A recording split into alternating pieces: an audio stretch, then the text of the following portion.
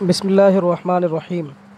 الصلاۃ والسلام علیکہ یا رسول اللہ، الصلاۃ والسلام علیکہ یا حبیب اللہ، الصلاۃ والسلام علیکہ یا نبی اللہ وعلی آلکہ واصحابکہ یا رسول اللہ صلی اللہ تعالی علیہ وسلم۔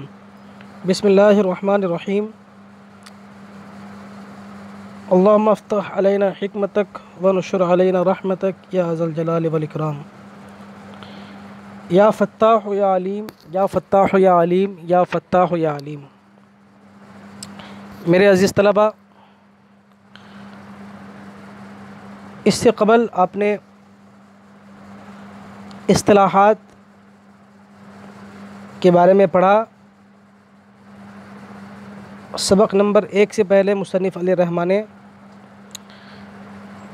جو اصطلاحات بیان فرمائے تھے اس کا بیان آپ نے پڑھا، اور آئے ایک بار سرسری نگاہ ڈال لیتے ہیں تاکہ اور ازبر ہو جائے۔ اصطلاحات صیغہ لفظ کو کہتے ہیں، واحد ایک کو، جمع ایک سے زیادہ کو، غائب جو سامنے موجود نہ ہو اور حاضر جو سامنے موجود ہو، متکلم بات کرنے والا۔ زمانہ وقت کو کہتے ہیں، زمانہ کی 3 قسمیں ہیں، ماضی، حال، مستقبل۔ ماضی گزرا ہوا زمانہ، حال موجودہ زمانہ، مستقبل آنے والا زمانہ۔ فعل کام کو کہتے ہیں جس سے زمانہ ظاہر ہو۔ فاعل کام کرنے والے کو، مفعول جس پر فعل واقع ہو۔ لازم وہ ہے جو فاعل پر پورا ہو جائے، جیسے زید گیا۔ متعدی وہ ہے جو فاعل اور مفعول دونوں سے مل کر پورا ہو، جیسے زید نے بکر کو دیا۔ معروف وہ ہے جس کا کرنے والا معلوم ہو، جیسے زید نے پالا۔ مجہول وہ ہے جس کا کرنے والا معلوم نہ ہو، جیسے زید پالا گیا۔ مثبت وہ ہے جس سے ہونا یا کرنا سمجھا جائے، جیسے کھایا۔ منفی وہ ہے جس سے نہ ہونا یا نہ کرنا سمجھا جائے، جیسے نہیں کھایا۔ اصطلاحات میں ایک چیز آپ نے پڑھا، لازم اور متعدی۔ اس کے تعلق سے ایک پہچان اور ہے، آپ اس کو حاشیہ میں دیکھیں اردو میں۔ لازم و متعدی کی پہچان۔ لازم سے ماضی مطلق ہو تو اس کے ترجمہ میں نے نہ آئے گا۔ جو لفظ نے ہے وہ ماضی مطلق کے ترجمہ میں نہیں آئے گا، ٹھیک ہے۔ لازم و متعدی کی پہچان، لازم سے ماضی مطلق ہو تو، یعنی لازم میں ہے نا، لازم سے اگر ماضی مطلق بنائیں گے تو اس کے ترجمہ میں یہ نے اردو میں نہیں آئے گا۔ جیسے میں بیٹھا، وہ آیا، ہم سوئے، تو اس میں نے نہیں ہے۔ میں نے بیٹھا یہ غلط ہو جائے گا، میں نے سویا یہ غلط ہو جائے گا، بلکہ اصل لفظ کیا ہے، اصل عبارت کیا ہوگی، میں بیٹھا، وہ آیا، ہم سوئے۔ تو یہ سب کیا ہے، فعل لازم ہے۔ اور متعدی سے ہو تو اس میں نے آئے گا، لفظ نے ترجمہ میں آئے گا، جیسے میں نے لکھا، تم نے پڑھا، میں نے مارا، یہ مثالیں ہیں۔ تو یہاں اصطلاحات کی بحث کی تکمیل ہوئی، اور آج سے سبق نمبر 1 شروع کرتے ہیں مصدر کا بیان۔ مصدر کیا ہے، اس کی تعریف کر رہے ہیں۔ مصدر وہ ہے جس سے دوسرے لفظ بنے، جس سے دوسرے لفظ بنے، تو مصدر ہو گیا اصل۔ اب جو اس سے نکلیں گے وہ سب اس کے فرع ہوں گے۔ مصدر ہو گیا، یہ باپ کے درجے میں ہو گیا۔ اب ان سے مصدر سے جو فروعات نکلیں گے اس کو بیٹے کا درجہ حاصل ہوگا۔ تو مصدر اصل ہے، اس سے دوسرے لفظ بنتے ہیں۔ مصدر وہ ہے جس سے دوسرے لفظ بنے۔ فارسی میں مصدر کے آگے دن یا تن ہوتا ہے، یہ مصدر کی پہچان ہے، یہ اس کی علامت ہے، ٹھیک ہے۔ مصدر کی پہچان، اس کی علامت کیا ہے فارسی میں، کہ اس کے آخر میں لفظ دن ہوگا یا لفظ تن ہوگا۔ جیسے پروردن، آخر میں دن ہے، یہ مصدر ہو گیا، آنکھ بند کر، معنی ہوتا ہے پالنا۔ گفتن، آخر میں تن ہے تو یہ ہو گیا مصدر، فارسی میں معنی ہے کہنا۔ خفتن، خواندن۔ تو اس طریقے سے آپ جو ہے مثالوں کو سیٹ کر سکتے ہیں۔ جس فارسی میں جس لفظ کے آخر میں دن یا تن ہوتا ہے اس کو مصدر کہا جاتا ہے۔ مصدر سے جو فعل نکلتے ہیں ان کی 6 قسمیں ہیں۔ مصدر سے جو فعل نکلیں گے اس کی 6 قسمیں ہیں۔ کیا کیا؟ نمبر 1 ماضی، نمبر 2 مضارع، نمبر 3 حال، نمبر 4 मुस्तकबिल। नंबर 5 अम्र। नंबर 6 नहीं। माजी, मुजारे, हाल, मुस्तकबिल, अम्र, नहीं। फिर उनमें से हर एक के 6 सिगे हैं। किन में से?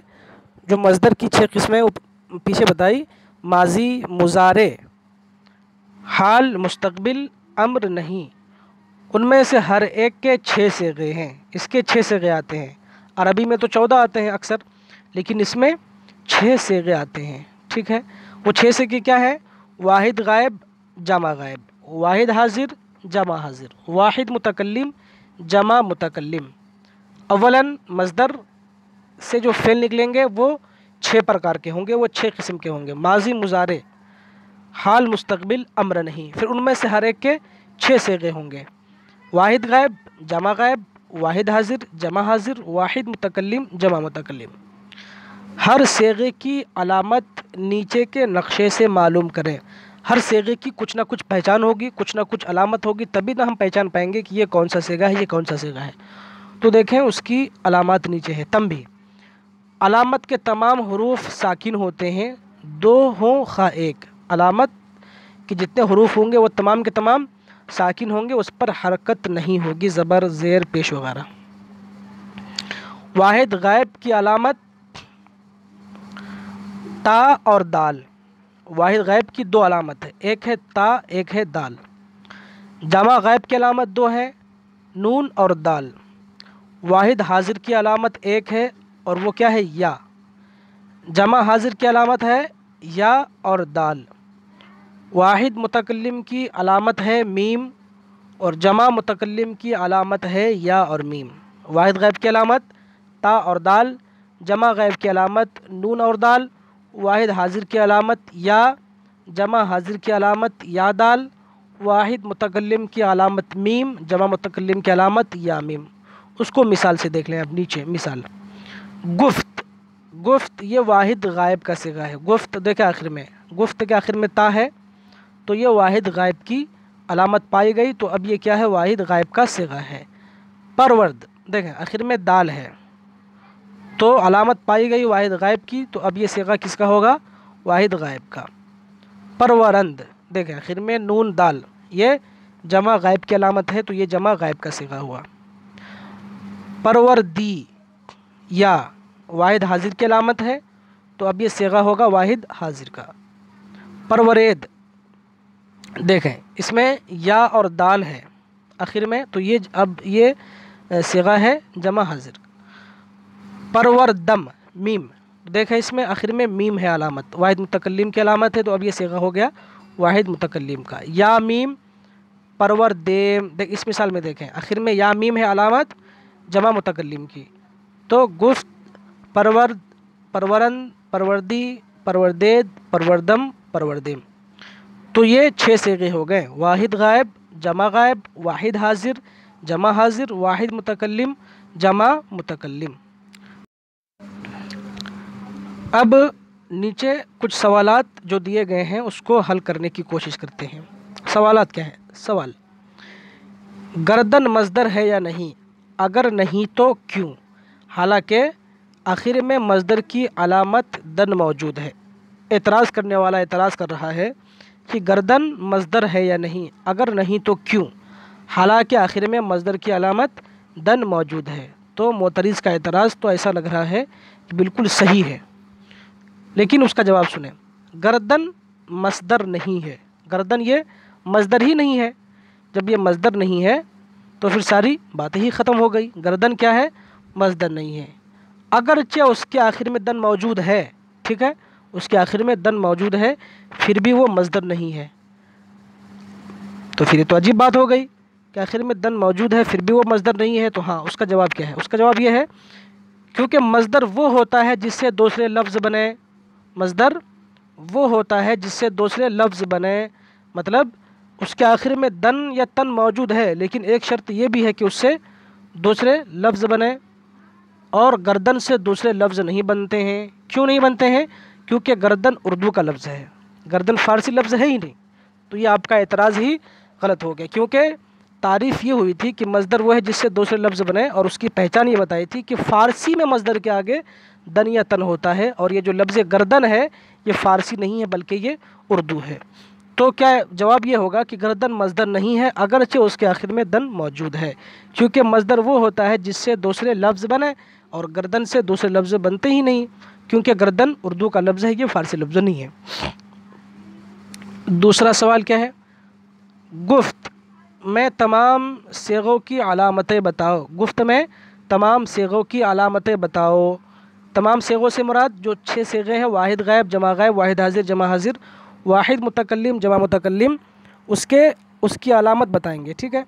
تو اس کی علامت، واحد غائب کی علامت تا ہے تو گفت سے گفت واحد غائب، اور جمع غائب کی علامت ہے نون دال تو گفت سے گفتند، واحد حاضر کی علامت یا ہے تو گفتی، جمع حاضر کی علامت یا دال ہے تو گفتید، واحد متکلم کی علامت میم ہے تو گفتم، جمع متکلم کی علامت یا میم ہے تو گفتیم، گفت، گفتند، گفتی، گفتید، گفتم، گفتیم۔